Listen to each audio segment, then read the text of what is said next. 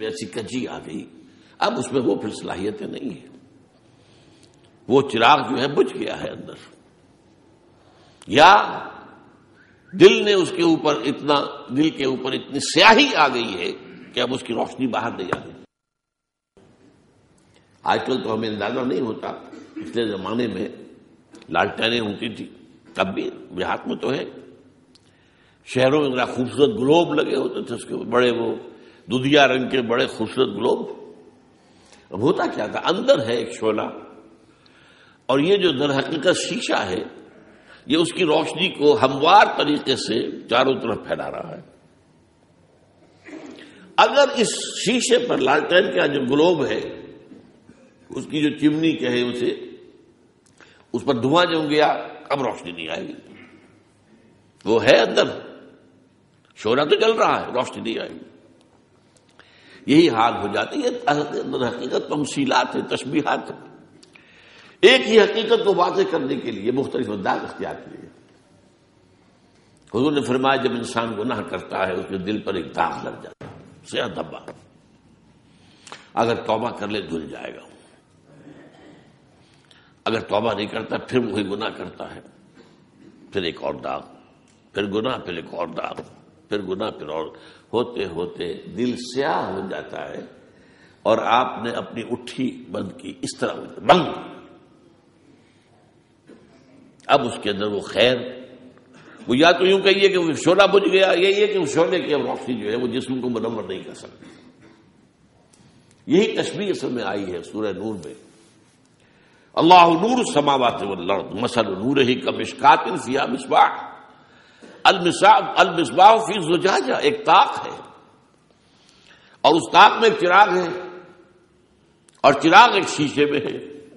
ذرا دیکھیے خاص طور پر ہمارا جو سینہ ہے، اگر یہ آپ نے کبھی انسانی پنجرا ہڈیوں کا دیکھا ہو تو اس میں یہ بالکل طاق کے مانند ہے، یہ جو پسلیاں آتی ہیں یہاں سے ہو کے چوڑی ہوتی جوڑ جڑ، یہ طاق ہے، بالکل طاق۔ جس طریقے کے طاق بنائے جاتے تھے دیواروں میں، آج کل تو الماریاں لگتی ہیں، کچھ اور ہوتا ہے، وارڈ روبس ہے، وہ طاقوں کا معاملہ یاد کیجیے۔ تو اللہ نور السماوات والارض مثل نورہ کمشکاۃ فیہا مصباح، مصباح فی زجاجہ، جیسے لالٹین یا وہ گلوب اس کی گرد شیشہ ہوتا ہے، وہ شیشہ اس کے ہوتا ہے۔ یہ ہے در حقیقت نور ایمان۔ یہ مثال اللہ کے نور کی نہیں ہے، یہ کچھ لوگوں کو مغالطہ ہوتا ہے اور پھر اس کی وجہ سے وہ طرح طرح کی باتیں کرتے ہیں۔ یہ نور ایمان حضرت عبداللہ ابن عباس رضی اللہ تعالی عنہما سے یہ مروی ہے، یہ نور ایمان کی در حقیقت مثال ہے۔ قلب مومن میں یہ جو سینے کا طاق ہے، اس میں رکھا ہوا یہ دل ہے، اور یہ دل ایک چمنی کے اندر ہے جس سے کہ وہ نور جو ہے پھوٹتا ہوا اور وہ پورے انسانی وجود کو جو ہے روشن کر دیتا ہے۔ اب اسی میں ایک بات اور ایڈ کیجیے،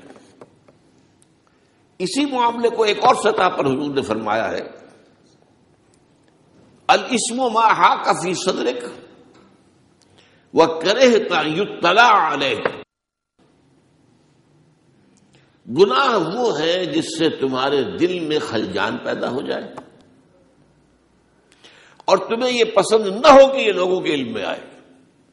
یہ دوسرا ٹکڑا غور کیجیے، گویا کہ انسان کا اجتماعی ضمیر بھی ایک شے ہے، ایک میرا اور آپ کا انفرادی ضمیر ہے، کانشنس میرا اور آپ کا، وہ بھی صحیح حکم لگاتا ہے۔ اگر ایمان کی کوئی رمق ہے اندر تو وہ بھی صحیح فیصلہ کر دیتا ہے کہ کیا اچھا ہے کیا برا ہے۔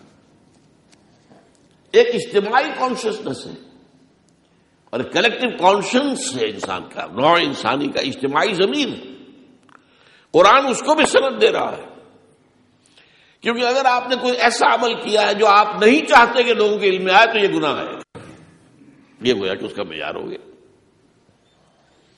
الاسم ما حاک فی صدرک، گناہ یہ ہے کہ تمہارے اپنے دل میں تو اس سے خلجان پیدا ہو جائے۔ نمبر ایک، یہ تو ہو گیا انفرادی کانشنس، مائی کانشنس از بائٹنگ می، یہ تو وہ ہو گیا۔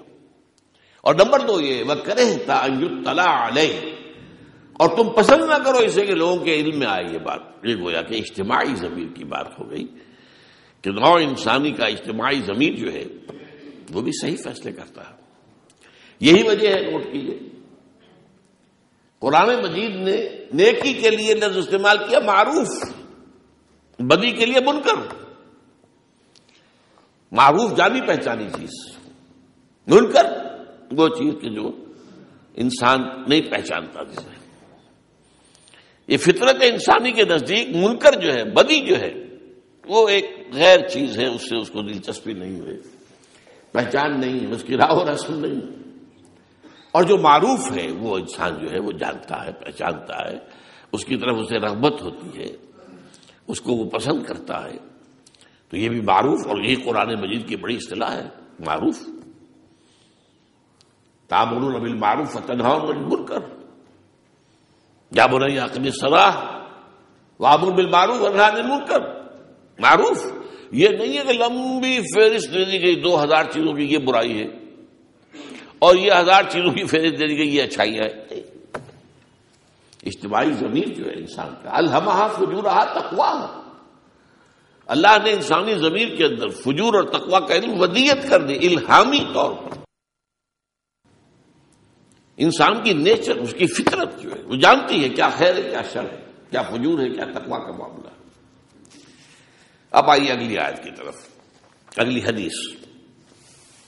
یہ ابو ہریرہ سے ہے رضی اللہ تعالی عنہ، اور یہ حدیث حسن ہے، امام ترمذی نے اس سے روایت کیا ہے. عن ابی ہریرہ رضی اللہ عنہ قال قال رسول اللہ صلی اللہ علیہ وسلم من حسن الاسلام المرء ترکہ ما لا یعنیہ.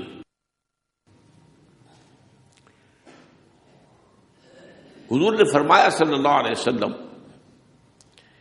انسان کے اسلام کا حسن اس میں ہے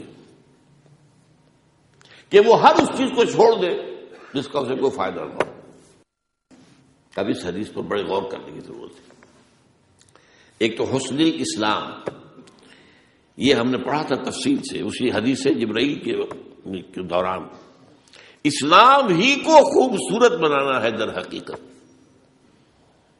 اسلام میں نماز تو آ گئی نا، جب ایمان ہوگا نماز کی کوئی اور ہی شان ہو جائے گی. جب اور گہرا ایمان ہو گیا اب نماز کی کوئی اور ہی شان ہوگی. اب وہ نماز معراج المومنین بن جائے گی.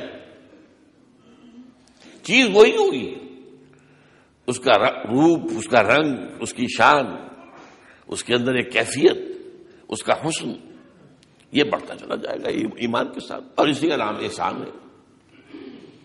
تو من حسن الاسلام المرء، اسی لیے تصوف کے موضوع پر میرا ایک چھوٹا سا کتابچہ ہے کہ ایک تو تصوف کے معنی وہ ہے جو آج کل ہمارے ہاں معروف ہے، مروج تصوف، اور ایک تصوف ہے قرآن کا، حدیث کا، محمد کا، صحابہ کا صلی اللہ علیہ وسلم رضی اللہ تعالی عنہم اجمعین.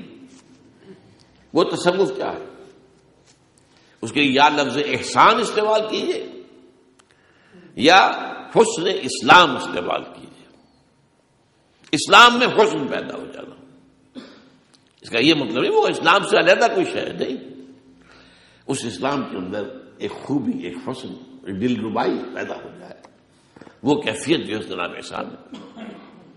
تو من حسن الاسلام المرء، کسی انسان کے اسلام کی خوبی میں، حسن میں، بہتری میں، درجے کے بلند ہونے میں یہ چیز بھی شامل ہے کہ وہ ہر اس چیز کو چھوڑ دے جو اس کے لیے کوئی مفید جو ہے نتیجہ برآمد نہ کرتی ہو. اس کا مطلب کیا ہے؟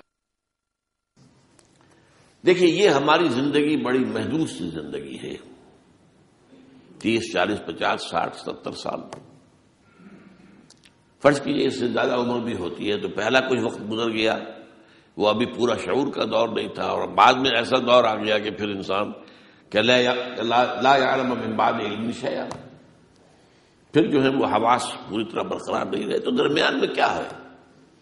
ایک 30 40 برس کا عرصہ ہے جو ایک ایوریج انسان جو ہے جس کی زندگی جو ہے 60 70 کی ہو، اس میں 30 برس کا عرصہ اس کو ملے گا جس میں وہ باشعور اور کسی اپنے ارادے اور عزم اور اپنے پلان کے مطابق، اپنے فیصلے کے مطابق عمل کرتا ہے. اس کے جو نتائج نکلنے ہیں وہ لامتناہی زندگی میں نکلنے ہیں، کسی کے نتائج نکلیں گے نا، جو یہاں کمائیں گے وہ وہیں پائیں گے. اس لیے فرمایا گیا الدنیا مزرعۃ الآخرہ، حضور نے فرمایا یہ دنیا آخرت کی کھیتی ہے، یہاں بو گے تو وہاں کاٹو گے، یہاں کچھ بویا ہی نہیں کیا کاٹو گے وہاں، یہاں کانٹے بوئے ہیں تو کانٹے ہی کاٹنے پڑیں گے، یہاں اگر